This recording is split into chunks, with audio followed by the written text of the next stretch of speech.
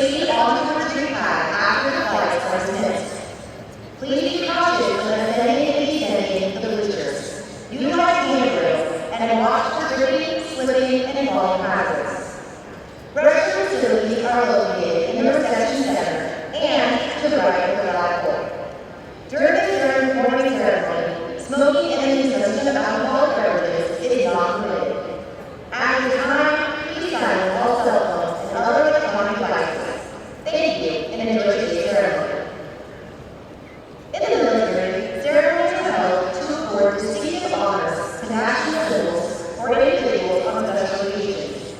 These ceremonies are also used to display the proficiency and state of training in a command and promote teamwork and pride in the organization.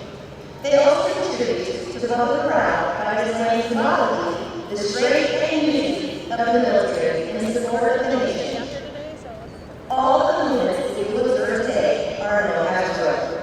The purpose of drill is to enable a commander or non-commissioned officer, such as a military training instructor, the ability to move their units from one place to another in an orderly manner, to aid in training by instilling discipline and habits of precision and response to the leader's orders, and to provide the development of all leaders in the practice of command formations.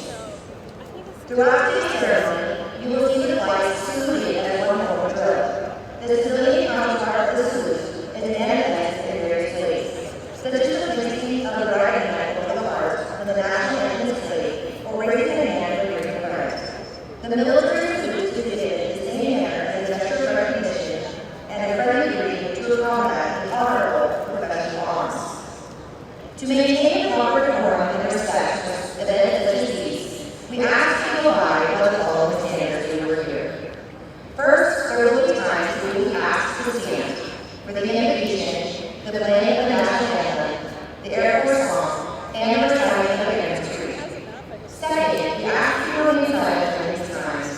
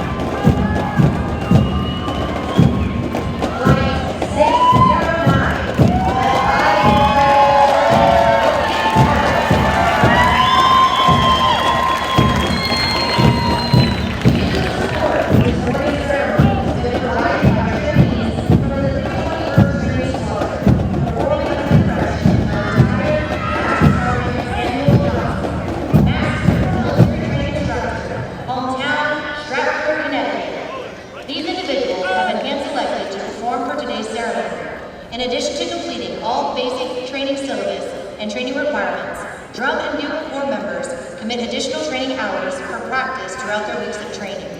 Their extra effort and commitment demonstrate teamwork and the Air Force core value of service before self. With each drum and bugle corps performance, they honor the long-standing tradition of live music at formal military ceremonies.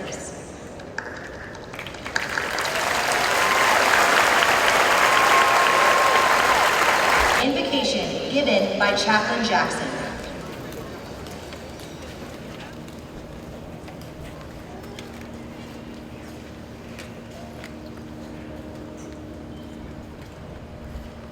If you are so willing, let us pray. Awesome and sovereign God, I call on you. Today we gather together in thanksgiving. We thank you for your abounding mercy and for your bountiful grace. As you have granted completion of training to each of these airmen present today, we recognize the struggle. We acknowledge the grit. Each of these present this day has faced difficulty, and each of them has overcome. They have completed their training. They have fulfilled this course. And today we celebrate the close of that chapter with them. Gracious God, I pray for your continued presence as they prepare for the next phase of their Air Force journey. I pray this in your mighty and precious name. Amen.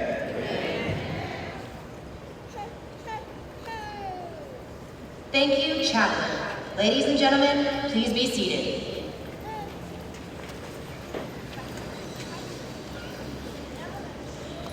Ladies and gentlemen, welcome to today's Basic Military Training Graduation Ceremony. We would like to introduce our distinguished guests, beginning with the host for today's ceremony. The Commander, Air Force, Basic Military Training, and 1990 graduate of Basic Military Training, Colonel Jeff Pixley, accompanied by his wife, Andrea.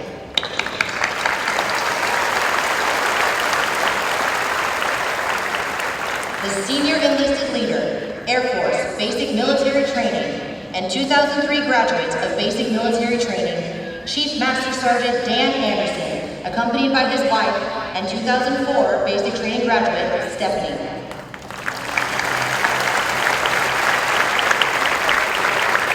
From the graduating squadron, the Commander, 324th Training Squadron, Lieutenant Colonel Michelle Sterling.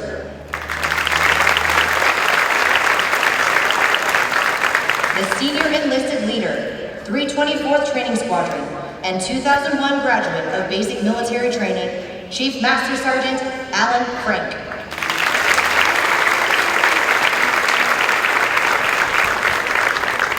Attendance with us today, the Commander, 37th Training Wing, Colonel Lauren Porchain.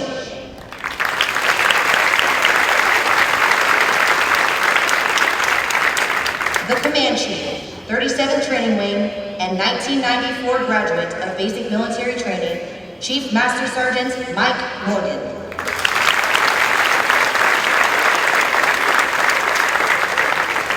The Commander, Western Air Defense Sector, and 1988 graduate of Basic Military Training, Colonel Scott Humphrey, accompanied by his wife, Sherry.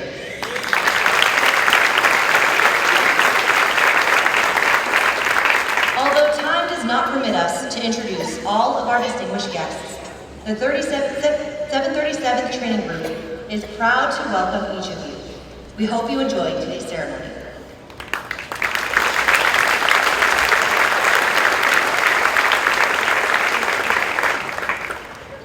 Ladies and gentlemen, Chief Master Sergeant Alan Frank will now come forward and address our graduating class.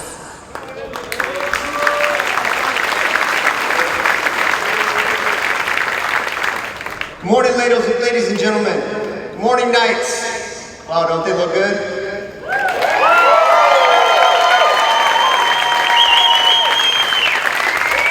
Yeah, it's a great day. Congratulations, graduates.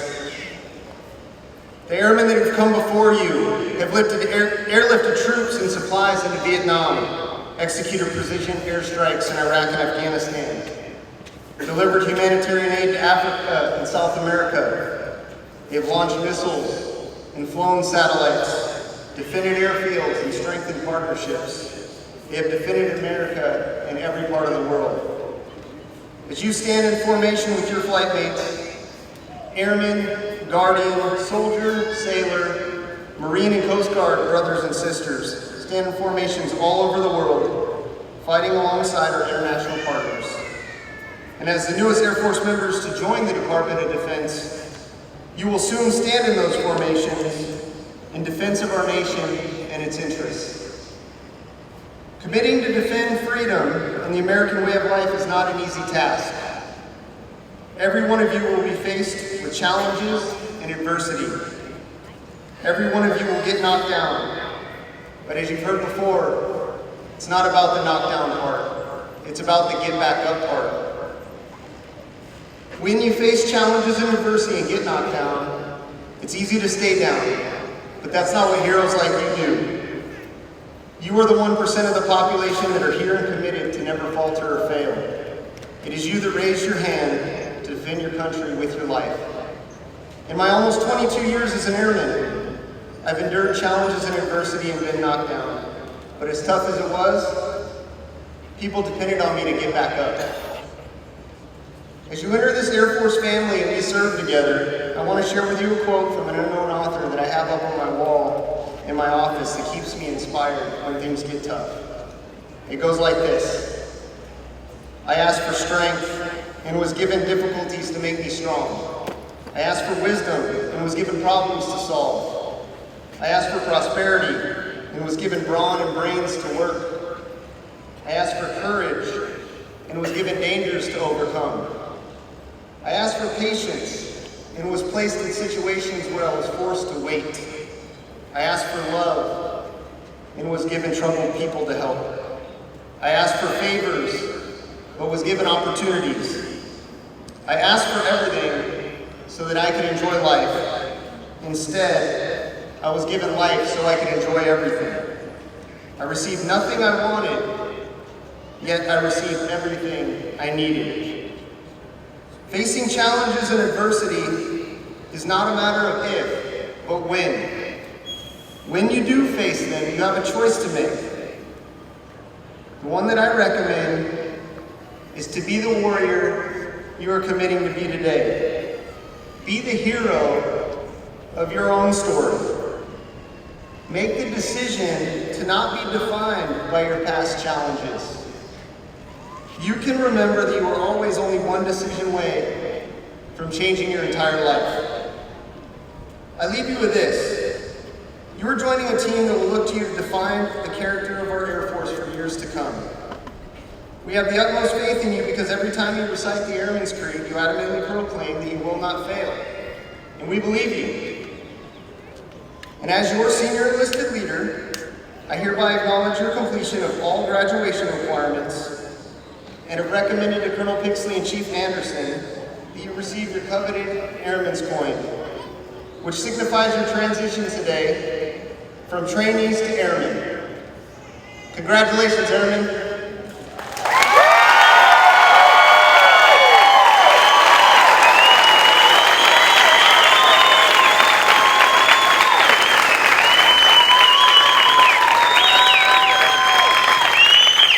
Military training instructors, you may proceed.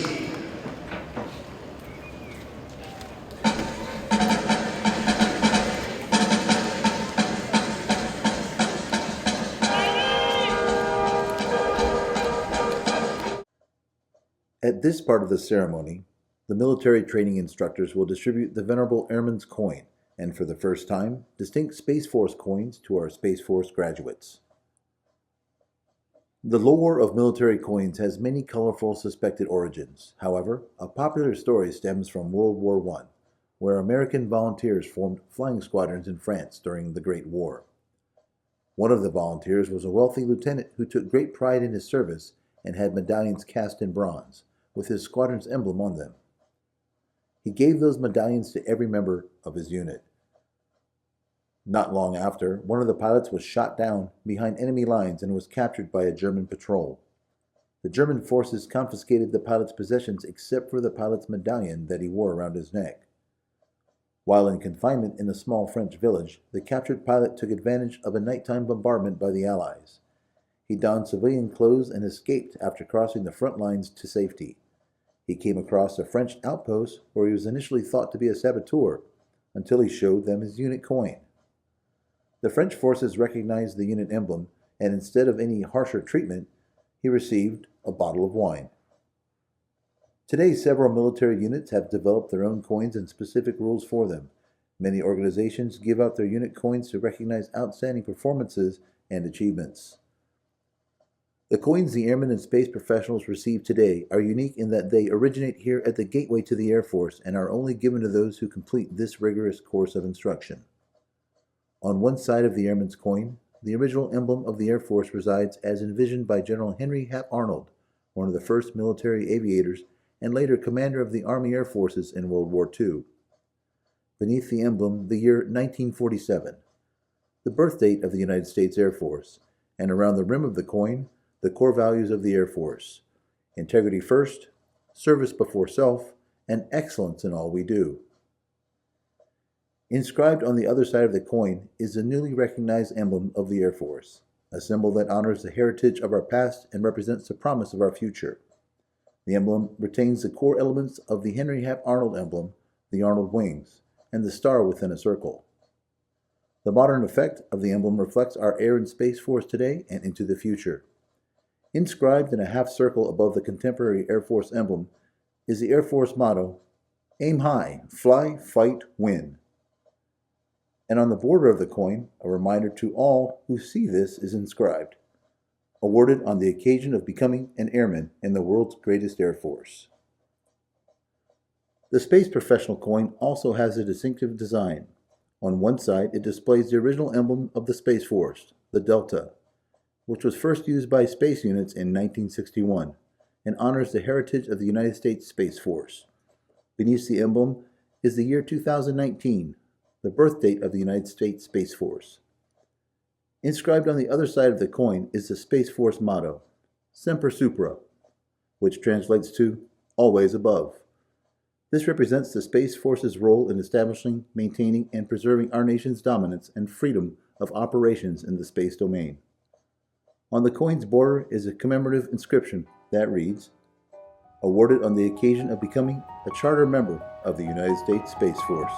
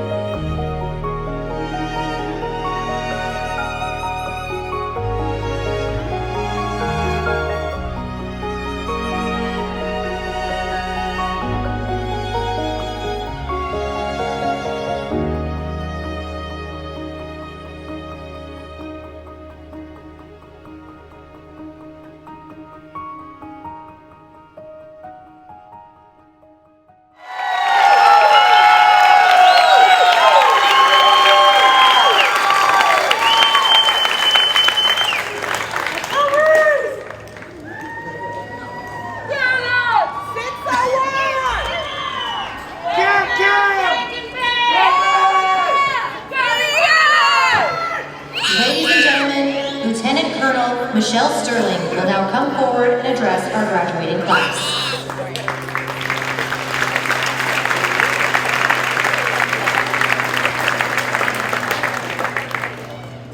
Good morning, ladies and gentlemen.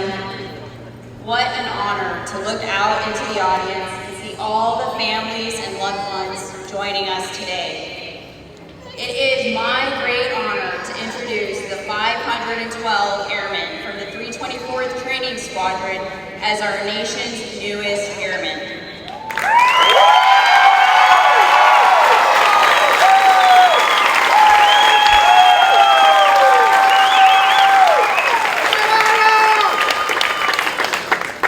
As a parent of a child about the same age, beginning to make their way in the world, I know a little of the potent mix of emotions you're probably experiencing.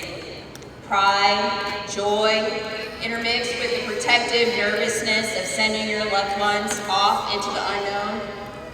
Well, rest assured that pride and joy are completely justified. And the unknown is a new family that they've gained. Don't they look good?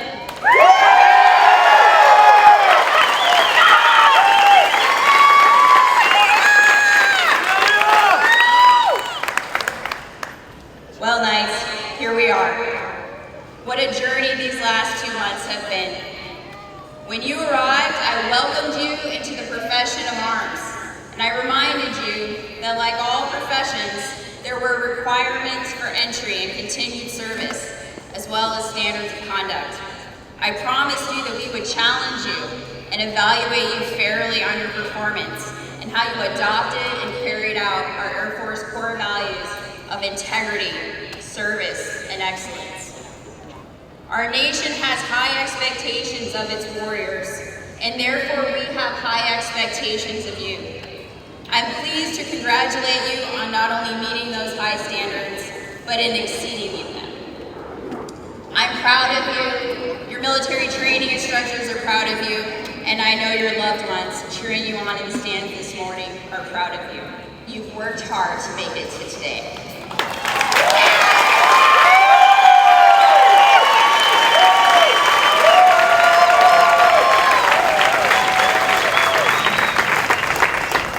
Before I continue, I do want to take a moment to recognize our military training instructors. To my MTIs, thank you. Through your leadership, you have inspired each airman in your flight. And as a result, you personally ensured our newest airmen embody our hope for the future of our nation's security. The airmen standing before us today are your legacy.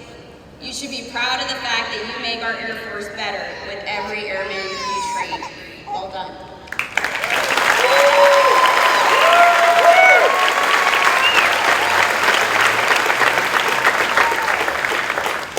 Knights, as you prepare to graduate tomorrow, I remind you that the end of basic training is an important milestone, but it is not an ending. It is only the beginning of your Air Force journey. You will need to take the lessons and skills you learned here and apply them as you learn your craft in technical training and begin to operate independently in your first duty assignment. You will continue to be challenged, but I am confident you're up to the task. Remember what got you here 7.5 weeks ago, and remember what got you through. Surround yourself with people who want the same things that you want, and remember that you are all leaders and followers. At this moment in our history, our nation faces great challenges, both without and within. It brings to mind what the late President Ronald Reagan once said: "Freedom is a fragile thing, and it's never more than one generation away from extinction. It is not ours by way of inheritance. It must be fought for and defended constantly by each generation." As our squadron motto says, "Si pacem para bellum." If you want peace, prepare for war. Thank you, Knights, for picking up the mantle to defend our freedoms for the next generation. I am confident that you, now and always, are ready for battle and will lead our Air Force as the next generation of guarantors of democracy, freedom, and peace in our great nation. Remember this one last thing: to go fast, go alone. To go far, go together, and always act as one team.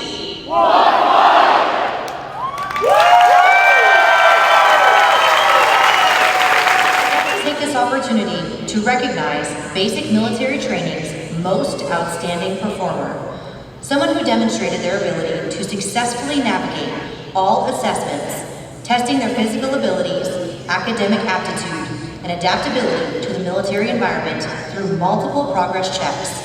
This airman has surpassed all others in the challenges of training and has earned the distinction of being the top graduate of his class. The top graduate is from Flight 600, Airman Tamara Vaughn. From interpreter is Technical Sergeant Caitlin Gacono from the 146th Airlift Wing, Channel Islands, California. Ladies and gentlemen, please stand as a sign of unity as our top graduate leads us through the Airman's Creed. Instructors, place your flights at attention.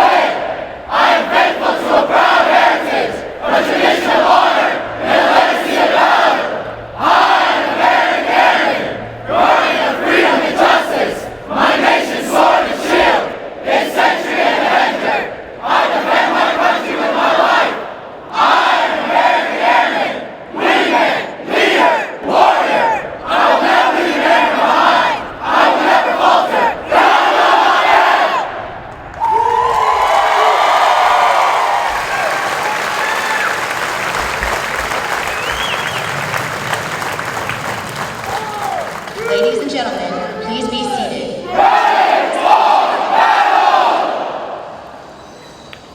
Instructors, place your flights at ease. This morning, we honor our heritage of military customs and traditions as we welcome our newest airmen into the ranks of the Department of the Air Force. There are two purposes for this morning's retreat ceremony. The retreat ceremony is a solemn event conducted at every United States military installation around the globe. It signifies the end of the official duty day, and today is symbolic of the end of training for our graduates. But more importantly, it is to pay respect to our nation's flag. When we offer our respect for our flag and to our national anthem, we have an opportunity to reflect on the democratic principles that have made our nation great. The meaning of freedom, dignity of the individual, the pursuit of happiness, and the national unity all come to mind when you think of our flag. It is the symbol of our nation to the world. Military members have a special bond with the flag. These airmen are part of the flag's tradition because they symbolize the spirit and sacrifices of the military and dedication to the defense of this great nation and the principles it represents. When we salute the flag as it is lowered, we ask you to think. Think about the flag flying over Arlington and other national cemeteries. Think about the flag being carried into combat by the service members who preceded us.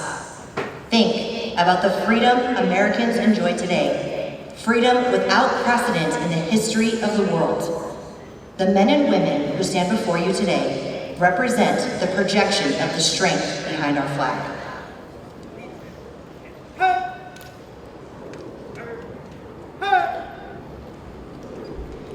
Our flag security detail consists of members from the graduating squadron and military training instructor school, led by Technical Sergeant Marco Garcia. Our commander of airmen is Technical Sergeant Devin Elliott.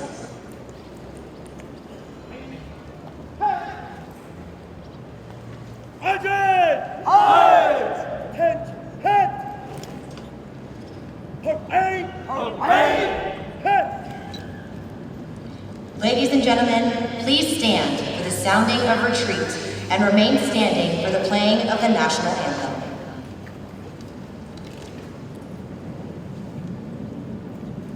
And retreat!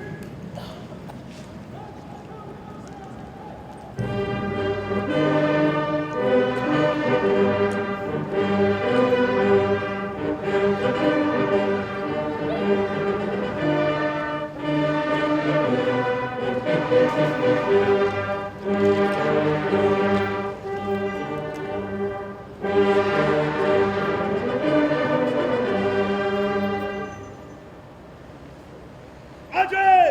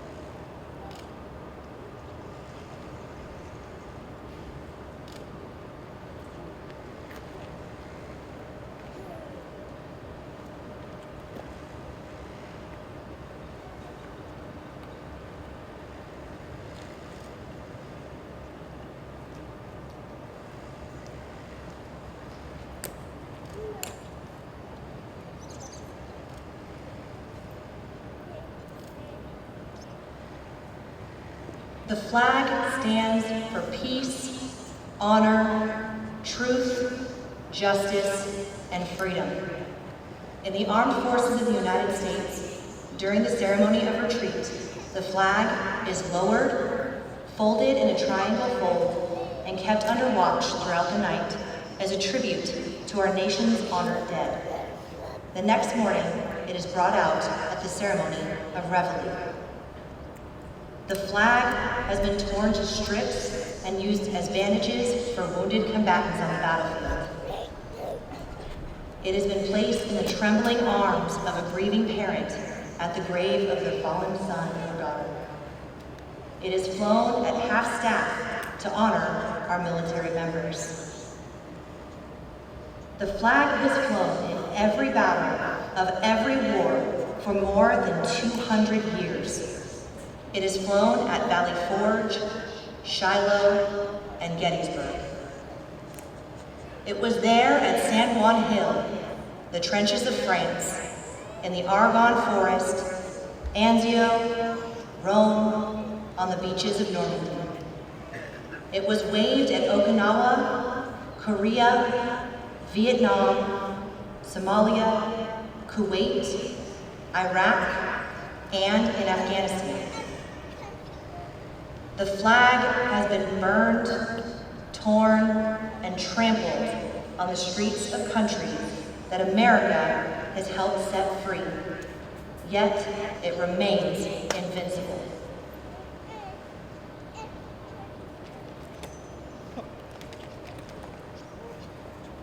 Sir, the flag is secure. Fire the colors. I feel hurt. Hurt. Hurt. I feel hurt. Hurt. Hurt.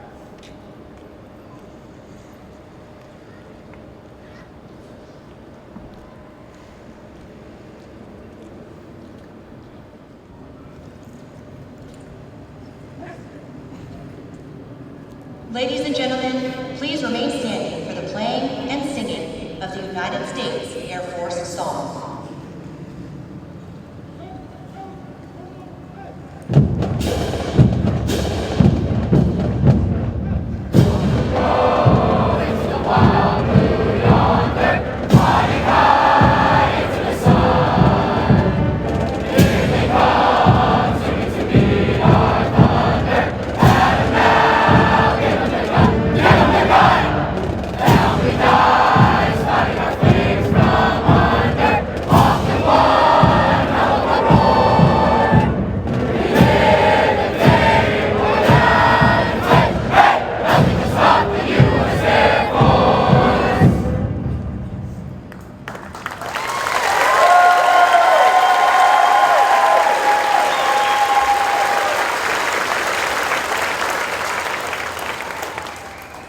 Congratulations on achieving this historic milestone that marks the beginning of your career.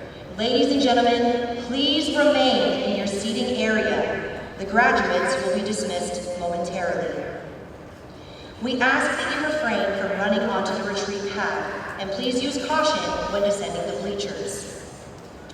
Town Pass ends at 2000 hours. When dropping off graduates, please stay in your vehicle. Family members are not authorized to enter any training area. All graduates are now released to their visitors. Thank you, and please enjoy your stay at 37 Training Base.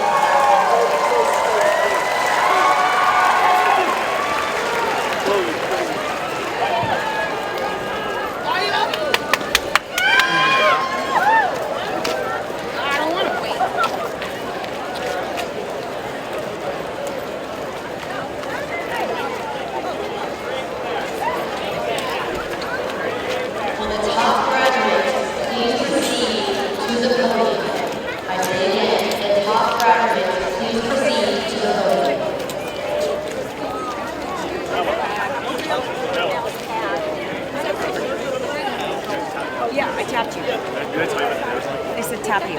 I tapped you.